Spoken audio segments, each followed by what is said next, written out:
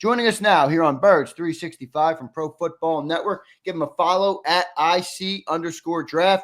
Ian, welcome to the show, man. How you doing this Thursday morning? I'm doing good, man. Thanks for having me on. It's good to be back. It's been quite a while, but we're in the lead up to the NFL draft now, less than 50 days away. And man, this class is very exciting. Diving into it again, so many storylines, so many positions that have a lot of talent, and I'm excited to talk to you about it. Good to see you, Ian. Yeah, it's good to see you draft too. Season. Yeah, Ian Cummings season, I like to call it, one of the best in the business. So it's glad to have you back. But I'm not as excited. Now, I know you're a draft guy. So I look at this draft, and we all do. People like me who just do it from the standpoint of, all right, the season ends. And for the Eagles here locally, it was so late. I feel behind the eight ball, trying to get caught up. Obviously, it's not a splashy draft from a quarterback's perspective, but did get to talk to Daniel Jeremiah. He admitted it's not the splashiest draft at the top, but he called it a starters draft. If you want to find a bunch of good players who can be starters in this league, this is your draft. Is that sort of how you phrase it? Maybe not the splash at the top, but good, solid players? Yeah, and by the way, the humble brag is not lost on me. Oh, we're the Eagles. We won the Super Bowl, so we can put off the draft I don't cycle care a little bit. It makes life more difficult for me. I'm not an Eagles fan, but it does. What I'm trying to say is I'm not excited as you about this draft, and I think part of it is because I'm behind where I usually am in the prep for it. Yeah, and to your point about what type of class it is one of those classes where last year we had Caleb Williams, Drake May, Jaden Daniels, Brock Bowers. We had all of that star power. Marvin Harrison Jr., the big three at wide receiver too. We had all of that star power last year. So to compare last year to this year, I think it's pretty clear that there's a juxtaposition there where there's not that type of star power in this class. That's not to say there aren't phenomenal prospects. I've been diving into it again. I'm hoping to start my final rankings next week, and I'll get more new evaluations on guys. And players like Armand Membu from Missouri tested out of this world at the combine. He graded very high for me on my initial viewing. So, a lot of guys that I think are under the radar. Not a ton of star power, some good prospects though. And one lens that I like to look through the NFL draft at is, you can put a great prospect in the perfect situation and he can become an elite player, right? I look at Zach Vaughn for the Eagles, who just got re-signed to a massive deal. Yep. When he came out, people were looking at him like, we don't know where he's going to play. He's kind of a tweener. Yeah. He's undersized, but he's mainly an edge. And he entered the perfect situation for him with Vic Fangio. And he became an all-pro, one of the best linebackers in the game, right? So you can have a prospect who's viewed by consensus as, a day 2 guy, even an early day 3 guy, right? But all it takes is the proper situation, the proper mindset, and they can reach their potential. So there's plenty of variance in the outcomes. So I always try to keep an open mind.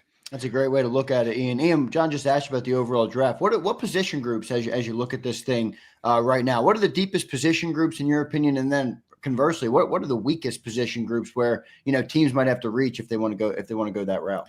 Yeah, for sure. I think the running back class, a lot has been advertised about that class, and I think it definitely it's up there as one of the deepest position groups. Ashton Jeanty at the top, obviously. Amarian Hampton from North Carolina tested very well, and he had some great 2024 tape. But even going farther down the board, I know guys like Quinshawn Judkins, Travion Henderson, the Ohio State duo.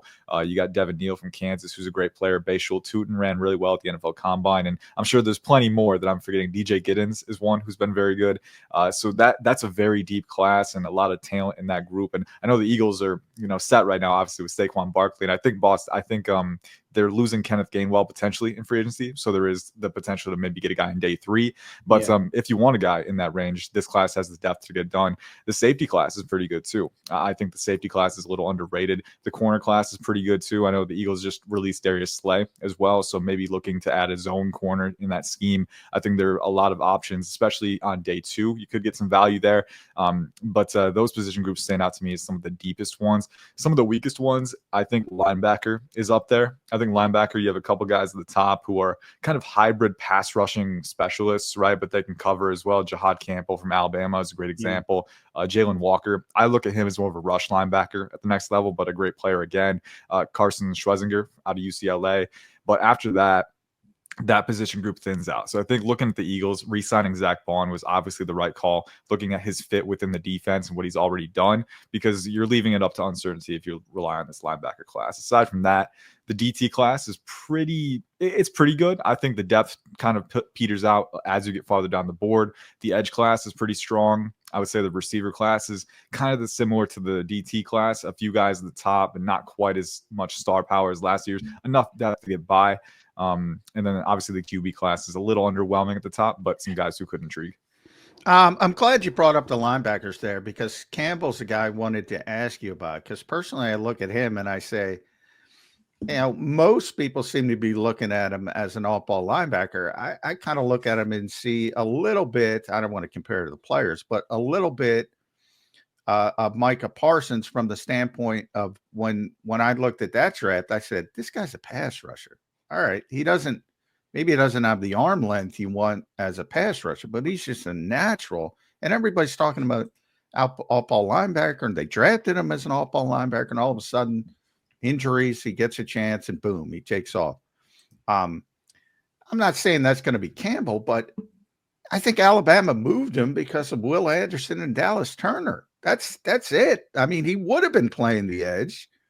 What do you see him as?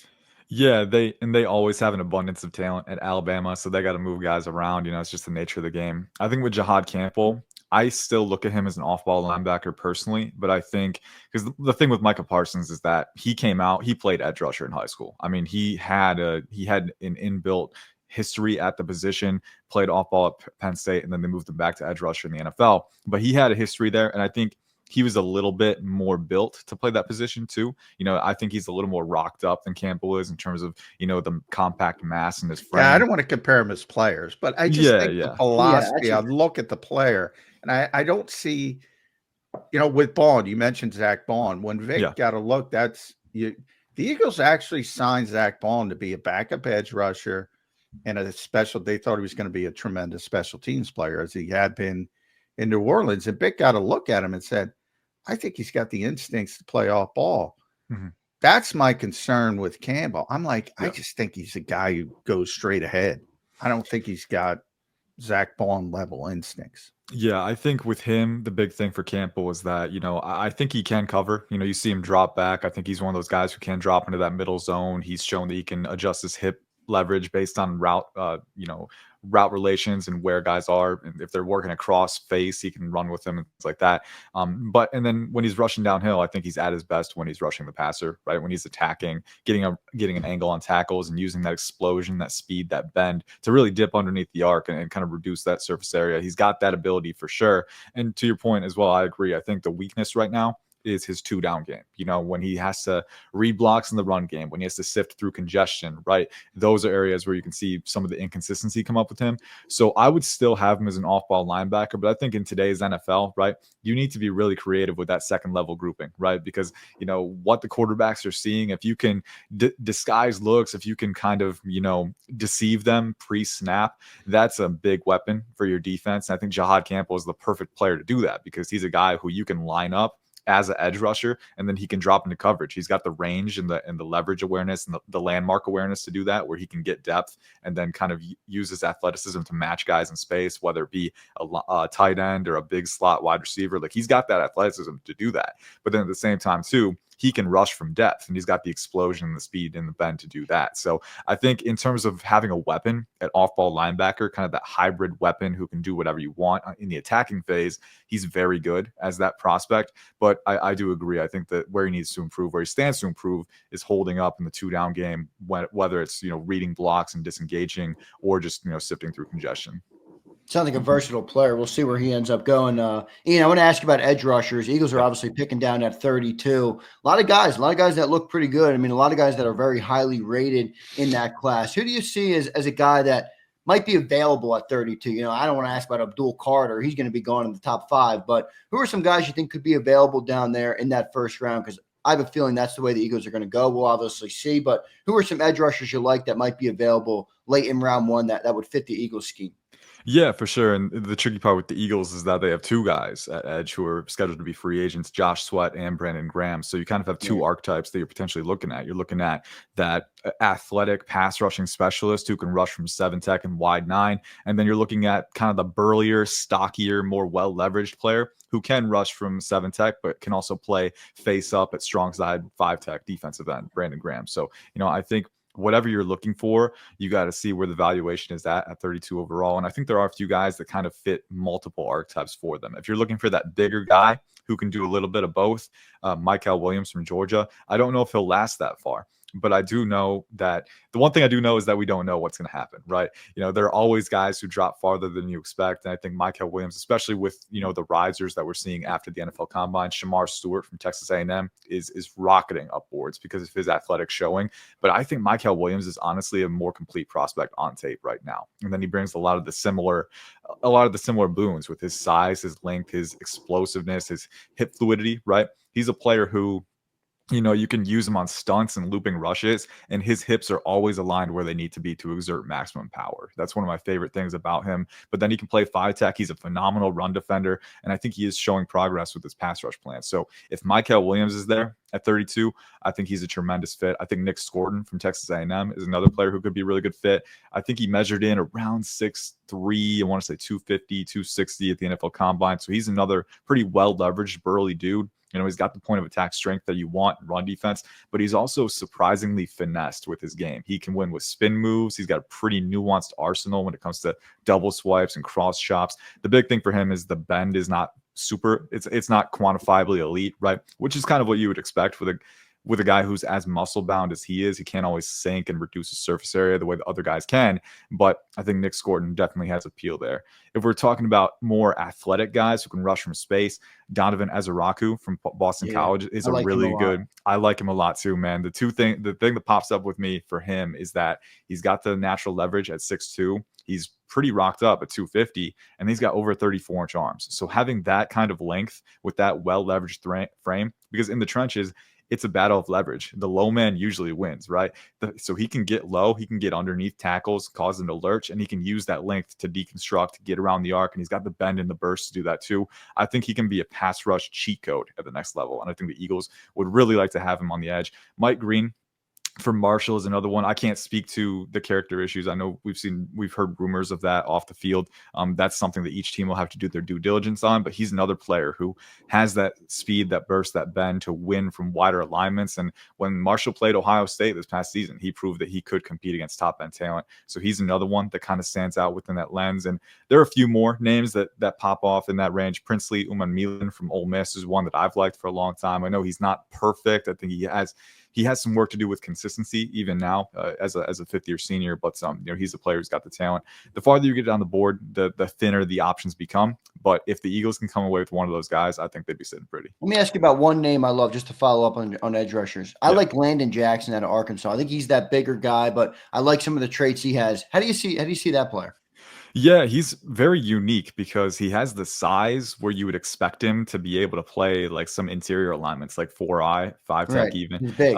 Yeah, he's a big dude. He doesn't have elite proportional length. That's the thing with me. So there are some times, I think, especially in run defense, when he's not able to get downhill, where his pad level can become an issue, and then he can get outreached by tackles too. And I still think play strength is an issue as well. Coming out of 2023, you could see that he had the size and the length, but the play strength wasn't quite up to par with where you wanted him to be. But for his size, he's pretty explosive. I think he's really bendy and flexible. That's the thing that gets me with him. For a guy who's 6'6", 6'7", like he can get around the arc, he can reduce, he can pinch those pursuit angles, and he can get around tackles pretty easily, while sustaining his acceleration. So, when he flashes, the flashes are really, really intriguing because he's got the hand usage too. He has a pretty deep arsenal of moves. He's still fleshing it out, still adding that hand strength. But for me, it's just, can you work past the pad level, right? Because sometimes that is going to be an issue with taller guys. Naturally, they'll pop up too high. And then without elite proportional length, that's another thing that he's going to run into against NFL tackles. So I think if you get him in that 5 tech, 7 tech role, I think he could be a really good player, but he's got to continue to add play strength to reach his maximum potential. You mentioned Stewart a little bit there in his performance at the combine. So he was a guy I thought maybe he could, because there wasn't a ton of production at Yeah. Texas A&M. Maybe he could fall to the Eagles, but that's off the board. The way he performed. A guy who's supposed to go highly that didn't perform well, at least in some instances, when you look at the explosion, was James Pierce. What did you think of his performance? Because there was a potential top 10 pick at one point, certainly top 15, 20. And now all of a sudden, everybody looked at him at the combine and said the explosive numbers weren't great. Yeah. Yeah. And it's one of those things where the combine for me, we go back to how much stock you do put into the combine, right? Obviously, it's an important event for verification and things like that. But on the tape, he's very explosive. I think that's one of his chief calling cards. So, I'm going to defer to the tape whenever we see that. But when a guy doesn't test very well or not as well as you would expect at the combine, I think one thing that you can look at is preparation too. And again, you don't want to make total inferences off of this, but, when a guy doesn't perform well, like it can be just as much preparation as talent, because these drills you have to rehearse and practice the technique, right? For the 40-yard dash, you got to make sure you don't false start. You got to make sure that you're distributing your weight properly, right? With the vertical, for instance, like you got to make sure that you're distributing your weight into the jump and things like that. So a lot of little details that I think really, really give you a lens into the preparation behind the scenes, just as much as the talent, on the stage. And there was one, my draft colleague Corey Kinnan wrote an article and said that there were some whispers about character issues, potentially work ethic with James Pierce, maybe not being as coachable as other guys. And so, I do think that teams have to do their due diligence there, especially when you're spending such a high pick with him, because he's got the talent. I mean, that shows up on film. He's got the length, he's got the explosive ability on the vertical plane. The bend isn't quite elite for me. There are times where he can't always get his hips underneath tackles, but he's got the explosion and the power profile. All those things are there. It's just a matter of, is the underwhelming NFL Combine performance kind of a foretelling of things to come? Is this a guy who's not going to be able to reach his ceiling because he's not putting in the preparation? Obviously, it's a big assumption to make off of an NFL Combine performance, but I also don't want to skirt around how much preparation does matter for these drills. So if I was putting him up against some of these other first round edge prospects, it would be something. It wouldn't concern me. It would definitely. I'd want to look into it more. Makes sense. Yeah, makes sense completely. Talk to me about the 32 pick and like the disparity, because I've heard some people say there's not that much of a difference between like the 15th or the 20th player in the draft versus the 50th player in the draft. So if Howie were want to move up or move down, where are they sitting in terms of value at the 32 overall pick? How easy would it be for them to move up and down? I know it would obviously takes two teams to tango, but how big of a difference is there between that 15th and 50th prospect, let's say, based on where the Eagles stand now? Yeah, no, I think, and I'll have to come back to this once I do final grades, because I'm still getting into it with the tape watching process after coming back to the role. But when I came into it and, coming back to it, catching up a little bit this week, my gut feeling has always been that, maybe 10 to 15 blue chip guys in this class. And then once you get past that, it does trickle down a little bit. But there's a pretty wide, pretty vast tier 2 of guys where you get to like 50, 15, all the way down to like 60, 64, potentially. So if you're the Eagles, I think they're in a unique spot because, again, the roster, they just won a Super Bowl, right? The roster is still sitting pretty good. We know they can coach guys up too. So if you wanted to be really aggressive for a player who's fallen down the board, who fits your scheme really well, right? You could do that if you wanted to trade up into the top 16 or so, the top half. It's going to take a lot, top 20, but you could be aggressive if you wanted to. But even trading down, I think for the Eagles as well, that's a situation where you trade down from 32. I think you could get some comparable value in the day 2 range. So for me personally, I always like to, it's tough because, I don't want to answer with ambiguity, but you got to see how the board plays, because there's a very good chance, we see players fall all the time. If there is a guy, a blue chip guy, a guy that you've circled on your board who's there at 32, you should take him. And once you get into that 20, 30 range, even as early as 15 to 20, that's where the variance of each team's board starts to come into play, right? Yeah, Because right. each team has a guy graded differently. Each team has different cultural fits for their evaluation too. So once that variance comes into play, we see some really off the wall results. We see that every year, right? So I think for the Eagles, they're in a great position. We've seen that, everyone talks about the Chiefs doing this too, just playing the board and getting a great player, because the board always hits you with those curveballs. I think the Eagles are in a position to benefit this year too, whether it's trading up or trading down. I think Howie Roseman has proven that he can be versatile there, and I think that's exactly what it needs to be. If they do trade down, it's generally, you don't have to go back too far. The last time the Eagles won the Super Bowl was the 2018 draft, and that was the Lamar Jackson draft. And the Eagles traded out of 32 because Baltimore wisely wanted to go up and get that 50-year option with Lamar Jackson. I don't see that type of quarterback that somebody's going to want to leap up to the back of the first round to get. Is there that potential of that player in your mind? In my opinion, no. I think, but again, every team's evaluation is different. I will say there are two guys who could potentially fit that definition, because all it takes is one team, Well, I shouldn't say that. All it takes is two teams, right? It takes one team, and then it takes competition. Because if you're one team who falls in love with the guy and you know that another team is in love too, you got to beat them out, right? So it takes two teams. But once you have two teams that are interested, that's when the price can start to get driven up for some of those guys who are in that second tier of QBs. I think Jalen Milroe is one who could fit that definition. Again, he's still pretty raw on the technical side. He needs to improve a few things, whether it be field vision. His mechanics are still a work in progress, although he has shown some development there over the course of the offseason. But he's a hyper elite physical talent. I mean, he's an incredible athlete. He's got a rocket for an arm. And by all accounts, he's very coachable. He's a great leader. He's a great worker. So all it takes is one team or two teams to fall in love with him. And then Jalen Milroe could be that guy at 32. If a team wants to lock down that 50-year option, we've heard a little bit of buzz about Jackson Dart from Ole Miss too, kind of being within that lens. Another guy who's very athletic, has enough arm talent. There are questions about the pro style translatability of that Ole Miss offense. But again, the scarcity at QB sometimes can drive the price up for those tier 2 QBs. It doesn't always, right? We think back to the Kenny Pickett class, right? Only one QB in the first round. And then there was a gap and then a few guys in round 3. And we know how that class aged. Brock Purdy ended up being the best one of the bunch. So, it's not always the case. The QB position isn't always inflated by default, but I think there is a chance that you get a couple of those guys who could potentially command value at 32 if they were to. I want to ask you about offensive linemen now, because it's always a good bet. If you don't know where the Eagles are going to go, just bet that they'll go in the trenches. Who are some offensive linemen you like in this draft?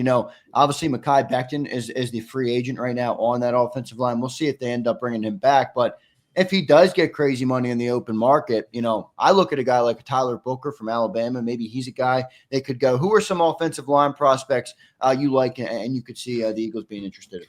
Yeah, I think the Eagles are in a good spot at 32 because, again, I think offensive line, when we were going through the positional overviews earlier, I neglected to mention offensive line, but I do really like the top of this offensive line class. I think you have a lot of diverse prospects. I think you have guys who can play tackle or guard. I think you have guys who you can transition and move around, and they have the traits that you want to mold. Tyler Booker is a fun one for the Eagles because, as we've seen with the Eagles, they're not always married to, obviously, I think in general, Howie Roseman likes to draft athletes, right? That's a pretty standard, correlation with him. But when it comes to the offensive line, sometimes we know Landon Dickerson, when he came out, he was a good athlete. I don't think anyone billed him as an elite athlete. There were some injury issues too, but he's a bruiser. He's a mauler in the trenches, man. He sets the tone. And I think looking at a guy like Tyler Booker, I think his functional athleticism is more than good enough, especially for his size. If he's going to be playing at around 330 pounds, he's never going to be a guy who's going to cover an insane amount of ground as a pulling blocker, as a lead blocker, right? He's not that type of athlete. But for what you need him to do in a phone booth, moving laterally, matching pass rushers, right, keeping them within his center of gravity, keeping them within his reach, and just using that hand strength and that combative hand motion to win those one-on-one battles, I think Tyler Booker makes a lot of sense schematically for what they do. I would say Kelvin Banks Jr. from Texas is another one. if he falls to 32, which some mock drafts we have seen him falling a little bit. So again, he could be a guy who gets filtered out, gets to 32. And he played tackle at Texas, but I think he could be a really good fit at guard. He's a little high hipped, a little stiff in the midsection too, which that's a reason that you see guys move to guard sometimes, because they don't quite have the transition freedom to match the most athletic edge rushers. Right. But Kelvin Banks Jr., man, he's another mauler. He's very physical. He will bury you in the dirt if you give him the chance. He's got pretty good short area explosion. I think his proportional length is very good too. And he's got a low center of gravity, so he can win the leverage battle that you want. And those are a few guys that stand out. Donovan Jackson from Ohio State is another one I like a lot. He's a fun player because he shifted to left tackle when Josh Simmons went out down the stretch of this year, and he actually had just as good a left tackle tape as he had guard tape. So he's a fun player. But at guard especially, again, you talk about natural leverage, proportional length, combative hand motion, athleticism. Donovan Jackson has all of those things in spades. And then one more guy that I'll bring up is Gray Zabel from North Dakota State. Yeah. He's got to improve his play strength a little bit. He's a little bit lighter, but explosive, super physical. I mean, you want a tone setter, he will give you that. And he's got great leverage acquisition, great flexibility where he can kind of absorb power and then redirect it mid-play. So another fun player that I would like a lot to fit a guard. But ultimately, if you're the Eagles, I think you have a ton of options at that range. And that's another position where you could feasibly trade back and maybe get a guy like Jonah Savaiinaia from Arizona in the middle of the round, or Tate Ratledge from Georgia, another great player. So there are options in the interior line. I think the Philadelphia Eagles can play the board, see what happens. I'm going to tell you who the Eagles pick is going to be, Ian Cummings. Okay. And I want you to tell me why it's a good pick, and I want you to tell me why it's a bad pick. And, I got you. Obviously, this isn't going to happen, but it's my early beats. If they lose Milton Williams in free agency, and if he falls, a lot of ifs, I think Walter Nolan, the Ole Miss defensive tackle, I think he's that guy at 32. They say, you know what? We don't want to trade down. We're just going to take him if he falls there. Good, bad, indifference on Walter Nolan. I think at 32, I do like the value. He's a guy who's kind of, I imagine he'll file in that 30s range for me as a prospect, kind of just outside the round one barrier. Looking at his 2024 tape, obviously it was his most productive year yet. I think he had 6.5 sacks, 14.5 tackles for loss. He was an All-American, 6'4", 295, 32.5-inch arms. So he's definitely got that power profile that you want. He is as explosive as anyone in this DT class. He's got enough proportional length to channel that explosion into power. And you think about what the Eagles like at 3-tech, I think he fits it to a T, right? Athletic guys who can drive power, who have that innate, that inbuilt athletic upside to mold.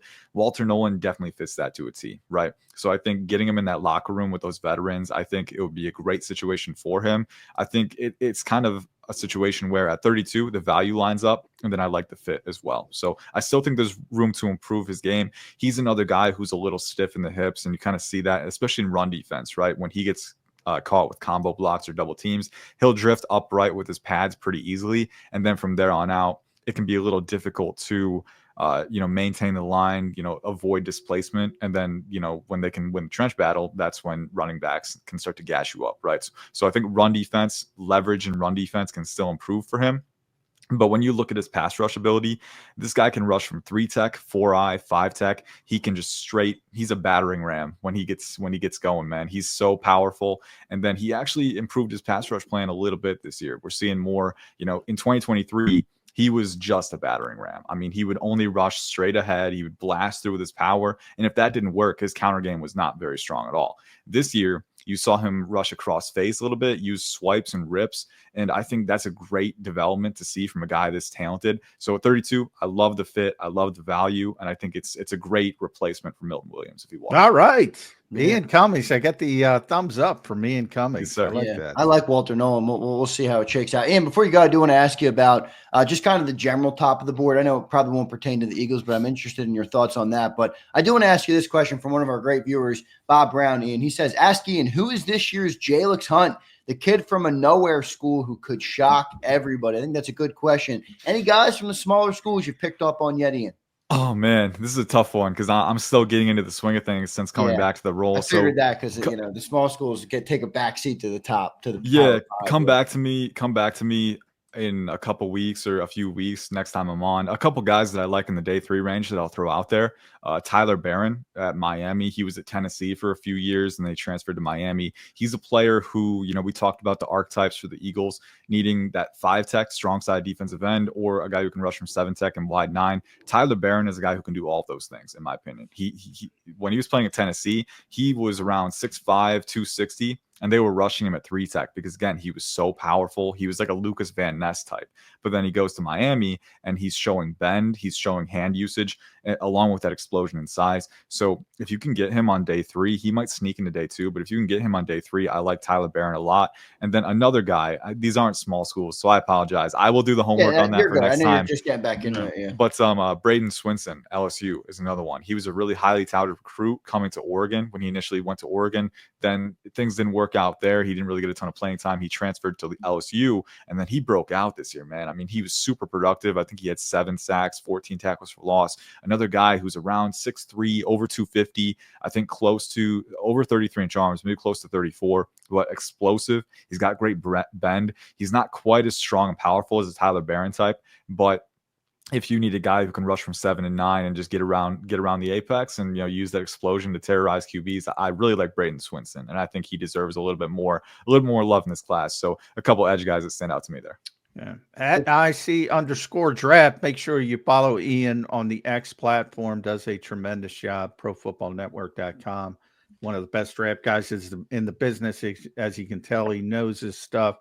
I wonder, Anthony Belton, because offensive tackle, North Carolina State, mentioned he's already got a top 30 visit lined up with the Eagles. That, people overrate that kind of stuff. But I look at that player and I say, all right, that's their Mekhi Becton contingency. I think they're going to move him inside. He's got this huge body. What do you think of him as a prospect, where he'd kind of land?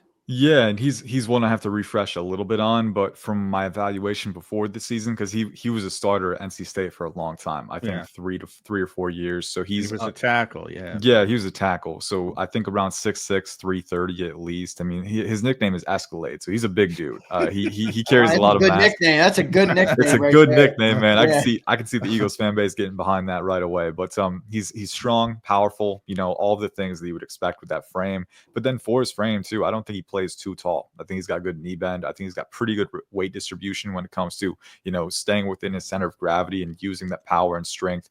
The thing for me is, like, athletically, again, I don't think you're getting an elite mover inside. I don't think he has elite range as a puller or things like that. So you might, if you shift him inside, might be a little limited in terms of scheme variety. But again, if you're looking for a guy who's big, powerful, strong, heavy hands, and then, if you keep him in a phone booth, he'll do what you need him to do. I think Anthony Belton makes a lot of sense. He might be available on day 3. It's going to be really interesting to see where the middle of this offensive line class shakes out, because I could see there are a lot of guys who could sneak into day 2, right?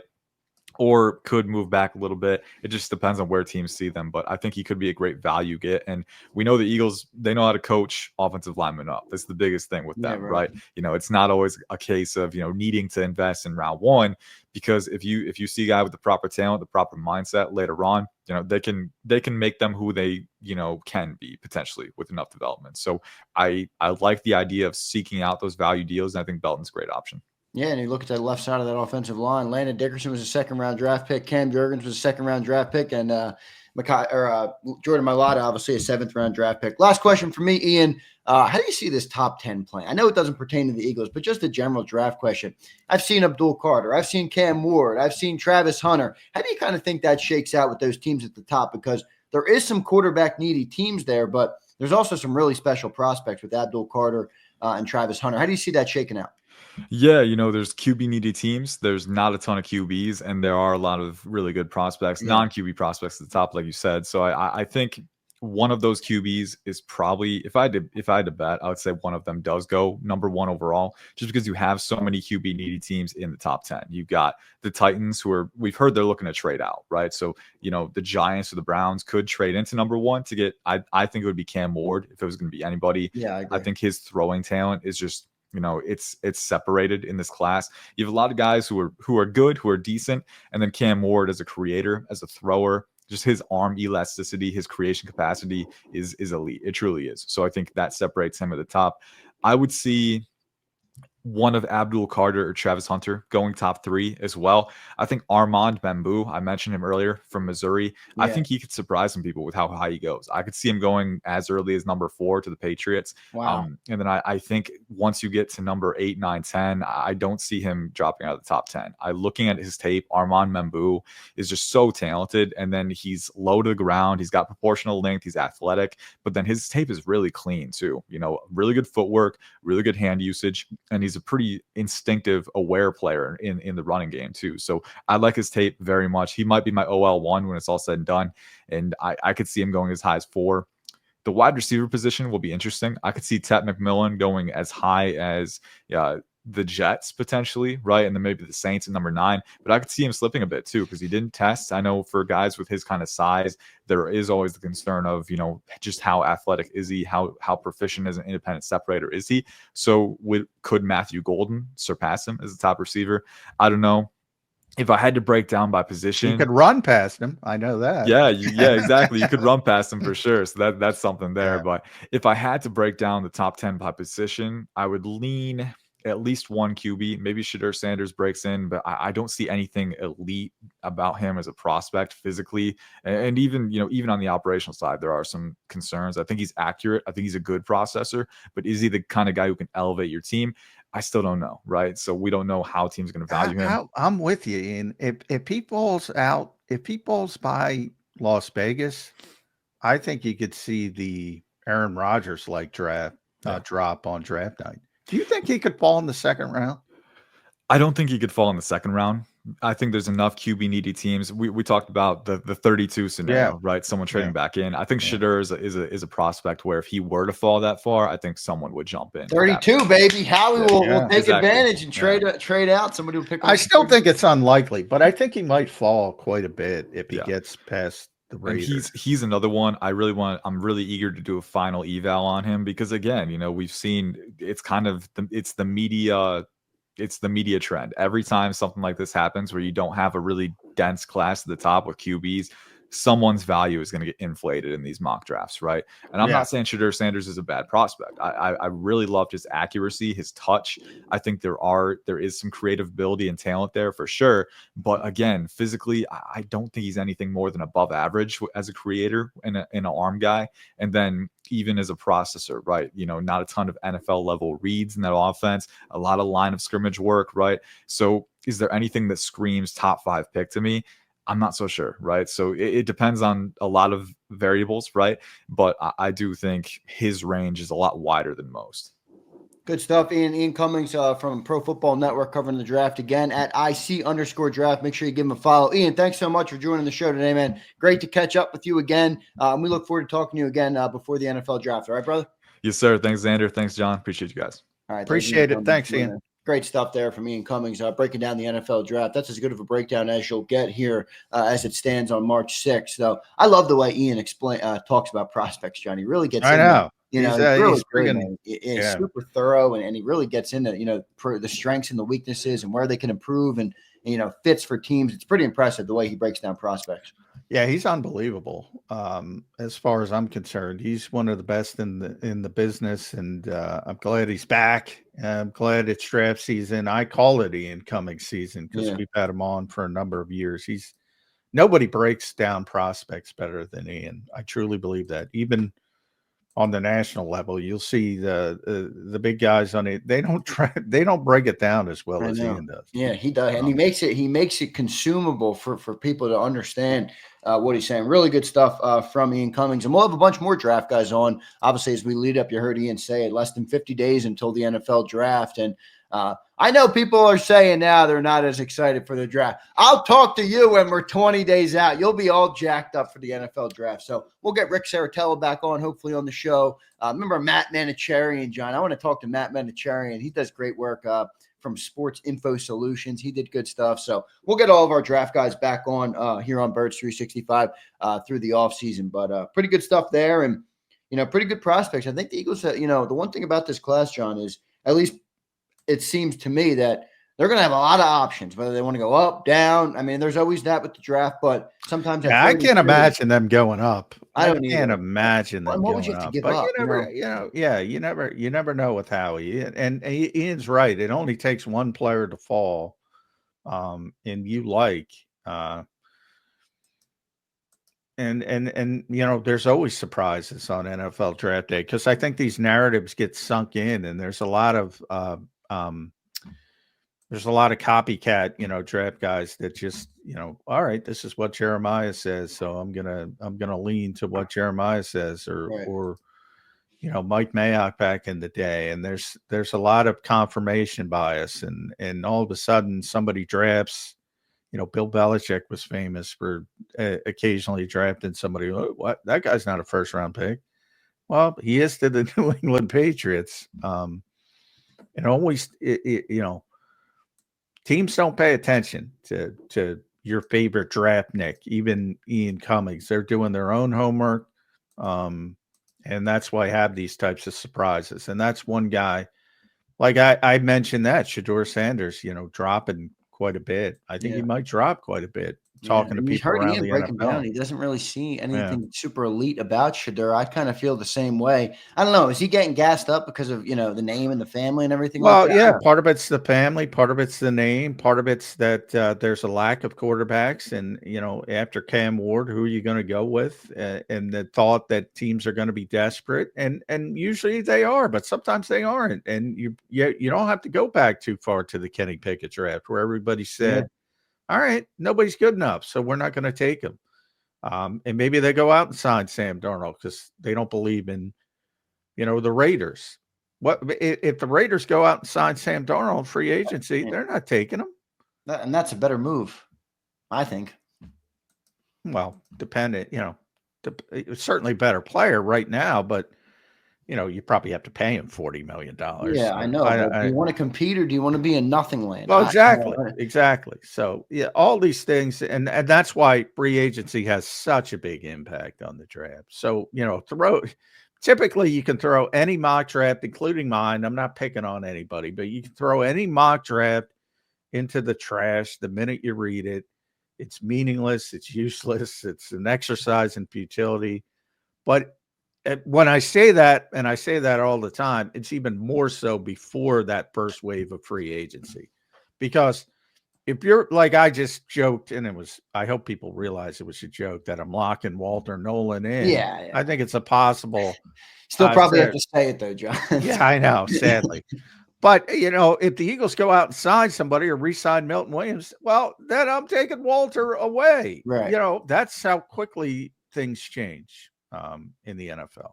Yeah, we'll see how it all shakes out in the NFL draft. Should be pretty good, the prep to that, and obviously even closer to NFL free agency, just 6 days away. Next Wednesday, it'll kick off. And, we had 2 straight days of football 24/7. Will we have a third? John's not ready to say no, and neither am I. Maybe Mekhi Becton coming down the pipeline. But, John, a bunch of stuff to talk about after the commercial break here. We'll get to that commercial break. Now we got a super chat. Apparently some CJ Gardner-Johnson stuff Alexander Harris wants to talk about, so I'll get to that super chat. And I want to talk about a couple of other things here for this Philadelphia Eagles offseason and what they have planned and what's coming in the pipeline. So we'll do all that next on Birds 365. Before we get to the break, I want to tell you guys about the great people at BetUS. Go and check them out now. It's betus.com. Use that promo code YouTube150. It gives you a 150% sign-up bonus on your first deposit. You get 125% on your second and third deposit, all up to $2,000. So deposit less and bet with more at BetUS. Go get your March Madness bets in. Go get your Eagles futures bets in. Maybe bet on who the Eagles are taking in round 1. Whatever you can do on BetUS. Go and check them out today and use that promo code. And a big thanks to them for sponsoring the show today. We'll be right back in 3 minutes on Birds 365.